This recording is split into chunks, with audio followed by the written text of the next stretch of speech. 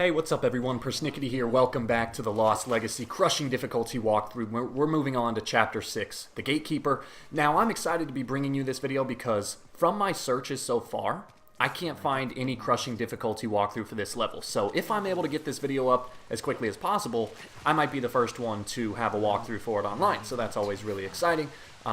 If you're new to the video, if you happen to find this video because there are no other walkthroughs online, welcome to my channel.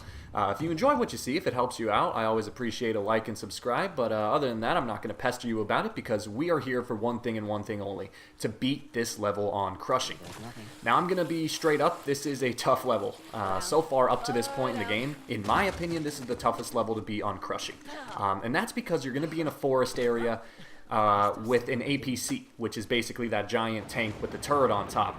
And the problem is, Nadine is on the other end of the map. Now here's the thing, it's very easy to get to Nadine. It's super simple, but the problem is you cannot actually progress through the level until you kill everyone. So this is one of the few moments in a stealth section where you actually have to kill people. You cannot stealth your way through it without killing anyone. You're going to have to kill the APC, you're going to have to do the job, otherwise you can't progress.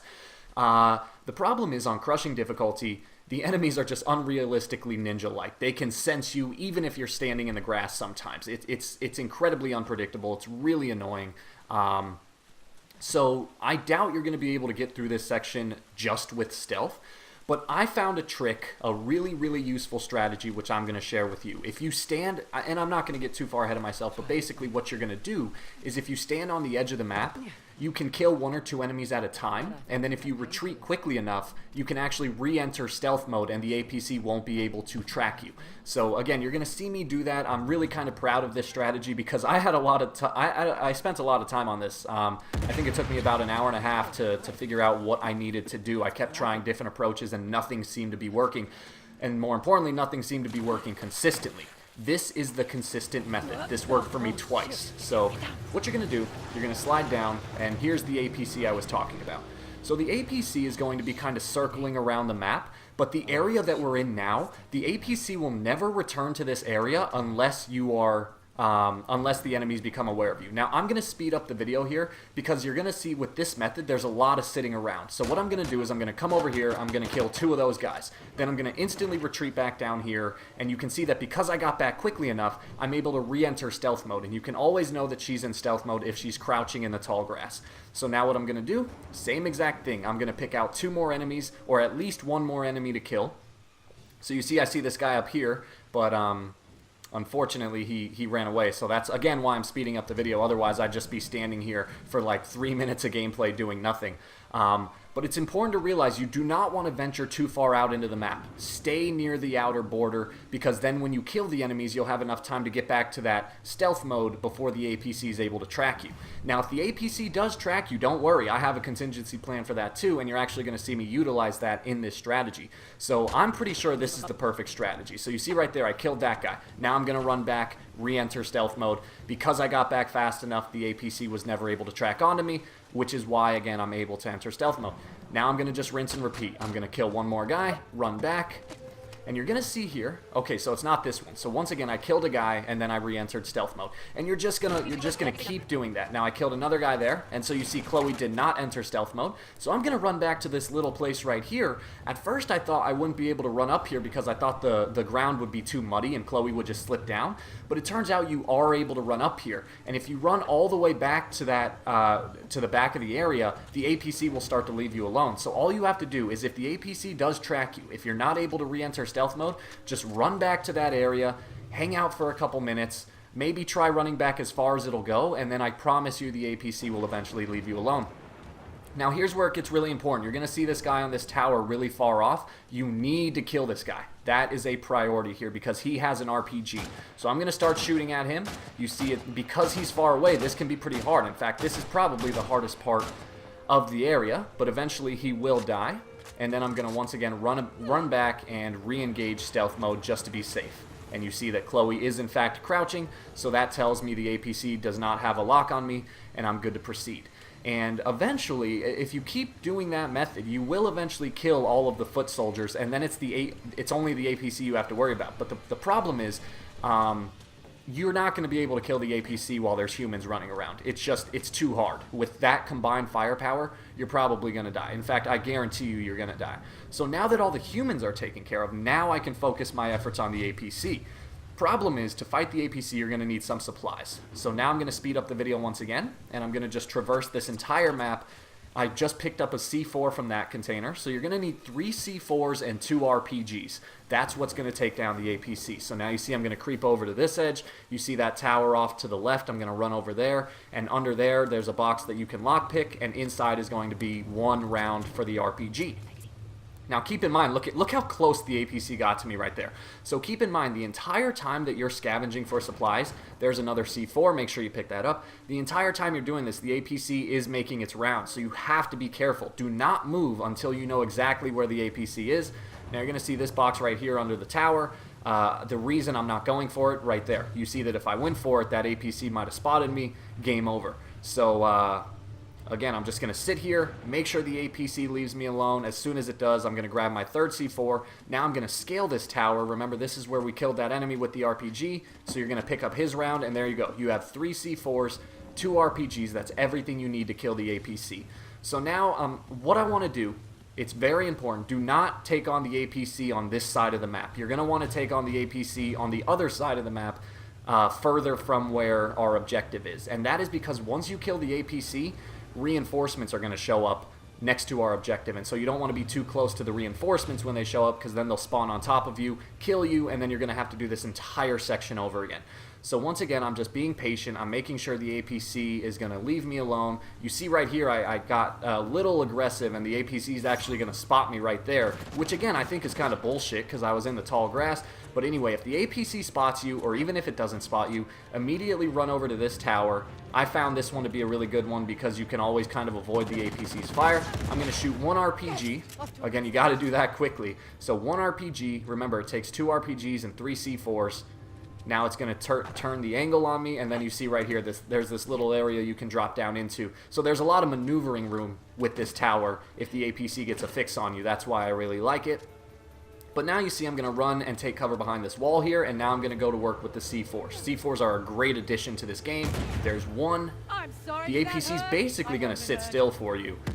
It's not a very agile vehicle. So there's 3 C4s, and now finally I'm going to peek around the corner and take the bastard out. And there you have it, guys. That's how you take out the APC. This strategy has been very consistent for me. I'm very proud of it, and I hope to get it up on YouTube as quickly as possible. Anyway, so now you're going to see the reinforcements show up, and that's exactly why I fought the APC on this side of the map, because if I had fought it on the other side of the map, those reinforcements would have spawned right on top of me. And now here's where things get a little tricky, because you're not going to get a checkpoint here. You are going to have to fight the reinforcements before you get the checkpoint, but the good news is Nadine will actually do most of the work for you. So you see what I'm going to do here is I'm going to kind of creep over here. I'm not going to approach them directly. I'm just going to hang from this tower. I killed 1 guy right there. You don't want to go too close to them, because if you go too close to them, they actually will charge you. But if you stay back here, they will not leave that area. That's something that I tested. They will not leave the area if you stay at a far enough distance. So that's exactly what I'm doing. You see I got my lock on a guy right here. Unfortunately, I wasted a bullet. Now I'm waiting for him to resurface, and there we go. I got the kill. So I killed 2 guys. I think there's like 4 or 5 guys that spawn.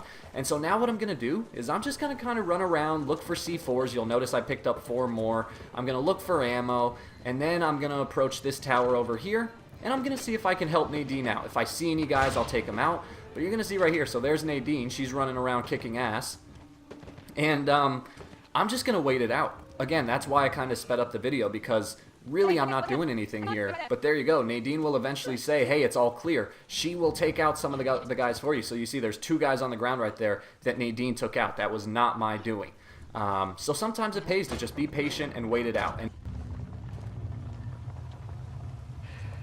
there we go. You're welcome. You lied to my face. I didn't lie. I just left out the part about Sam. Incredible. Look, Asav is getting a head start, and we need to hurry. We? Shit. Look, Spit it out! Okay, cards on the table. I need your help. Should have thought of that before. And if you want the tusk, you need mine. Look, I screwed up. Okay? This is your idea of an apology. Well, if it helps to keep your head in the game, then sure. Listen, we both have something to lose here. Am I right? Just so we're clear, my priorities are Tusk, not Sam Drake, and certainly not you. Fair enough.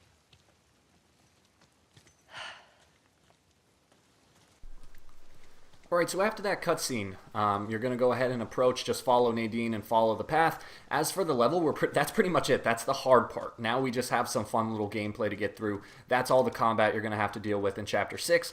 And like I was saying, that's why I sped up the video, because, you know, even though it's not ideal, like I know, you know, if you were watching a Let's Play, you wouldn't want to watch me just sitting there being patient and letting Nadine kill the guys for me. But when you're playing a hardest difficulty walkthrough, you're going for strategy. You're not necessarily going for entertainment. So my goal here is to show you the most effective way to beat this level. And again, like I said, when I searched on YouTube to see if anyone had published a crushing walkthrough for this level, I couldn't find any. So that kind of goes to show that those who are making walkthroughs right now are struggling with that level because it is tough. And so I hope my strategy helps you out. Again, if you're new to the channel, if it does help you out, let me know in the comments below. Feel free to support the channel with a subscribe or anything like that. But like I said, as for Chapter 6, that's pretty much the bulk of it. The rest of it is going to be just kind of some fun and entertaining gameplay. So go ahead and just keep following the path. Maybe Batman's hanging out somewhere, because you could see the bats are keeping this area pretty safe. What is that? Whatever it is, it's close. Alright, so you'll start to hear them talking, hey, what is that? It's close. And then you'll see right here, this poor little baby elephant is stuck. And that's because the asshole Asav has his men blowing areas of this land with dynamite and messing with nature. So our goal here is to free the little guy. So go ahead and approach him. Press triangle. But I don't think she's wounded. Those explosions we heard must have triggered the collapse. Easy, girl. Shh, it's okay. Sorry, girl. We're gonna get you out. Alright, so now you can go ahead and just mash that triangle button. And now you're in for a little treat. So now we're going on an elephant ride. And I gotta say, you know, if you have a more, if you have an analytical mind and you like to derive meaning from games, I bet you could come up with a significant meaning for this part right here. Like, they're riding an elephant. I think Ganesh has the appearance of an elephant. So you could come up with some sort of symbolism there or something. But I gotta say that the first time when I was doing my normal run through on this game for practice, when I got to this part, at first I was a little, not pissed, but surprised. I thought, really? Like, you're gonna make me sit through a 2-minute elephant ride? And at first I just didn't see the point of it. But then, when I played it again on Crushing, this part really meant something to me. I don't know, I can't necessarily put it in words. I'm not the best at doing that. But it shows the type of contrast Uncharted can have. I mean, we just came from hell in a handbasket. We fought an APC, we fought all these reinforcements. It was tough. And then not 2 minutes afterwards, we're on top of an elephant in this beautiful, serene location, and you just got to kind of take it all in. And I don't know, just that level of contrast, how you can go from those two ends of the spectrum so quickly, it really just does feel brilliant. This feels like a nice little pat on the back, like, hey, good job at getting through this fight. Go ahead and enjoy something a little unusual, but really fun. Anyway, you're going to get to this point here, and a small cutscene's going to trigger, so go ahead and watch that, and I'll see you afterwards.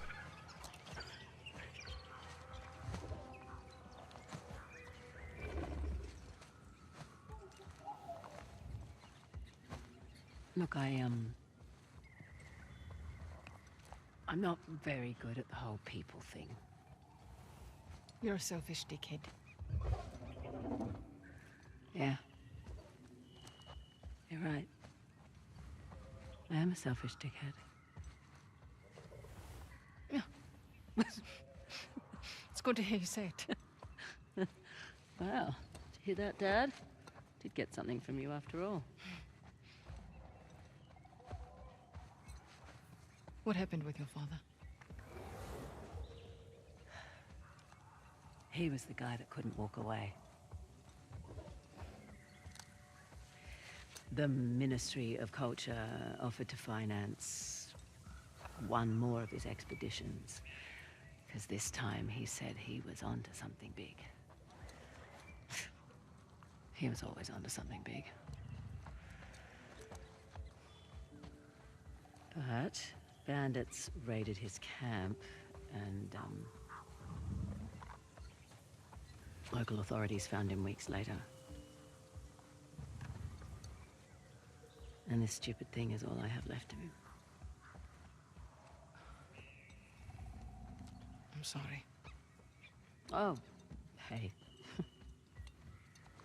He certainly made his choice.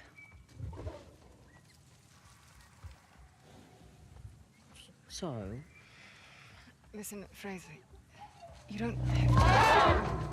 What's it doing? charging, I think. Tell it to stop! Because I speak elephant.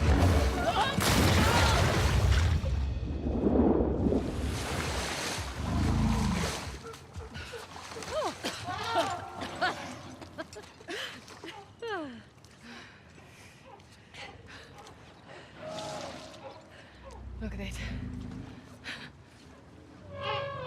Ah. No wonder she was so distressed. Hey, about Sam. Look, I get it. All right? I've got my own shit to sort out as well. Let's not have that stand in the way anymore, hey? Okay. Deal. Well, if we accomplished nothing else today, at least we reunited a family. No, just keep Alright guys, after that cutscene, you'll see all the elephants reunited. You can actually approach one of them and he'll like make an aggressive stance at you because now they're all being defensive of their little cub. Or I don't know if you call it a cub, just a baby. I don't know, I'm not a zoologist. Anyway, there's an optional picture you can take here. Again, anytime I do the pictures, it's optional, but I just like to include it. Especially this one here because there's actually a little sustenance to it. You can see you can see Chloe and Nadine have patched things up, and I gotta say, I was a little disappointed at that only because they've only been fighting for less than a chapter. So like they just started fighting at the end of the last chapter when they introduced Sam Drake, which awesome by the way, but I wanted to see some more, you know, I wanted to see some more conflict and then maybe they meet up at the end and team together to take down Asav. To have that conflict resolve itself so quickly felt a little anticlimactic. At the end of the day, it's not a really big deal, and I think it just, again, kind of shows the significance of that elephant ride. Like, it's pretty damn hard to be mad at someone when you're riding an elephant through paradise. So I get it, and I don't have much of a problem with it, but just the first time I played it, I was a little disappointed, but at the end of the day, it's not really a big deal. What you're going to see me doing here, I'm just checking my weapons. So this gun here has a bit more ammo than the gun I'm currently carrying. That's why I decided to go with it. There's also grenades and C4 if you want. But yeah, from that point on, you're just going to go ahead and continue along the path. Some of the areas you need to go to are a little hard to find here. So like you might not have known right away to climb up that rock structure. This part's pretty easy to follow. But you're going to see in about a second there's this area that you could easily get turned around. So you're going to see a rope swing right here. You're going to swing over to this platform, pick yourself up a free little treasure. Now turn around and you'll see right there on the left, it's off camera right now, but that's where we came from. So right here you should see the rocks on the wall that you're able to climb. So there you go. You could see Nadine crouching over there to the right waiting her turn. And that's it. I think that's probably the biggest area where you can get turned around. The rest of the handholds are pretty easy to spot, so you shouldn't have much of a problem there. Go ahead and, sorry Mr. Monkey, go ahead and swing on this spear. And then you're going to crouch under a rock structure, and that's going to transition you directly into Chapter 7, which has the same title as the game, Lost Legacy. You'll see a little frame rate issue there. I'm not sure what that was about. But anyway, guys, thank you for watching. Once again, I hope my strategy helped you out. Like and subscribe if you get the chance. I'll see you later.